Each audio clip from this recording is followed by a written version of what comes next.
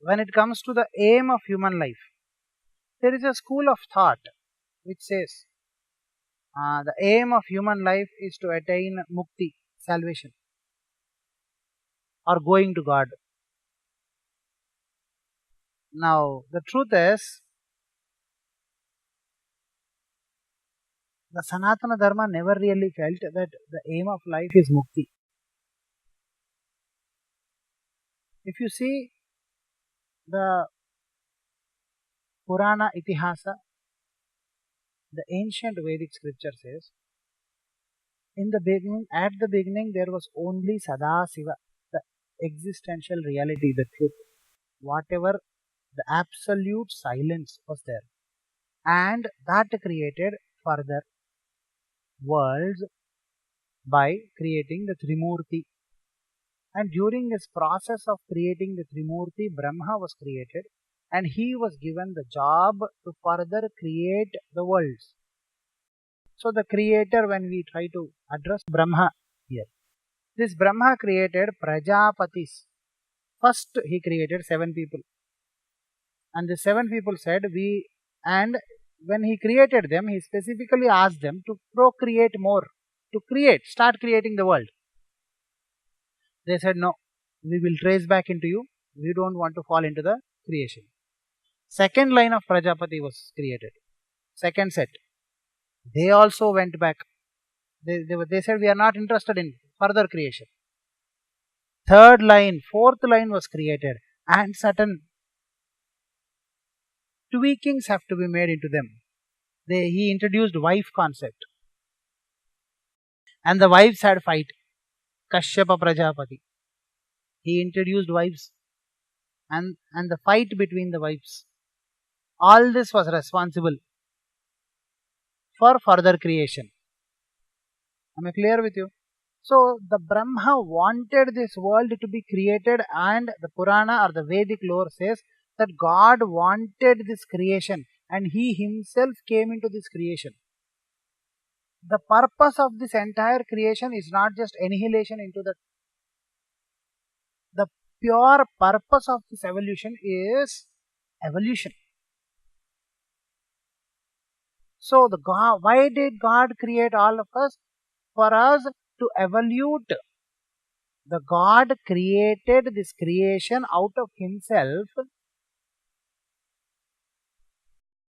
God created man out of his own image, is what the Bible says. Am I clear with you? The Gita says, I exist within you. I am the one who does everything. You are just a Maya. The truth is, I exist and I am is what that is functioning through you. If you understand Gita properly, this is what you get. And all religions always insisted on this point, that God entered the creation that he created. And God created this entire creation out of his own self. So the very purpose of all this life is not to go back to him. Initially, Maharshi said, go back to the school of thought, the salvation. They gave it in when a PhD speaks, they just give you the final answers. But then there is always a scope that you get confused by listening to a child listening to a PhD can always get confused. The truth is, what the ancient masters meant by mukti and what the Sri Vidya Sampradaya tells you. The main aim of life is to live life in such a way that no matter what happens, you live comfortably. No matter what happens, you should say, it doesn't matter whether I am with you or whether I am here. It doesn't matter whether I am in difficulty or whether I am in happiness. It doesn't matter whether I am in abundance or scarcity. My being decides my surrounding. Outside world no longer matters to me. The being matters the most. to evolve yourself into that state where you are not, or you are no longer influenced by the outside happenings. Your inside happenings are so powerful that you regulate, motivate, and create the directions of the outside world. The truth is, evolution is the most important aim of life.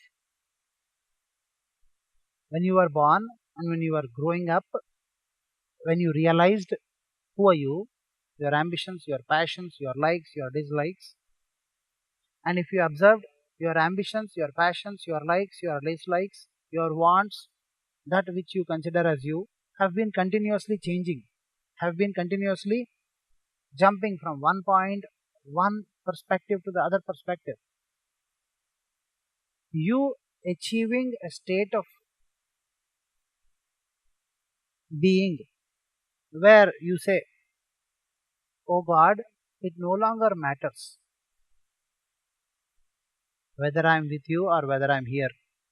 Because if I am here, I know I am living as God in the God. And if I have come to you, I, the God, have come to the Son of God, has gone to the God. Am I clear with you? It's like a father sending the child to a martial arts training club where you will be hit. In the name of training, when a father sends to the martial art club, the child to the martial art club, the child will be hit. First the child will be scared. And then he will be continuously hit and finally taught how to hit again. And one day he will become so expert that he says, no, I am no longer scared of going into that world. And I am the champion there. Then the father willingly takes the child back and say, now I am proud of you, son. So the main aim of this life is to live this life to the fullest, in such a way that you stand tall in your own eyes, in your own true eyes, not your image eyes, or not in the eyes of others. Am I clear? These days people buy cars, buildings only to impress others.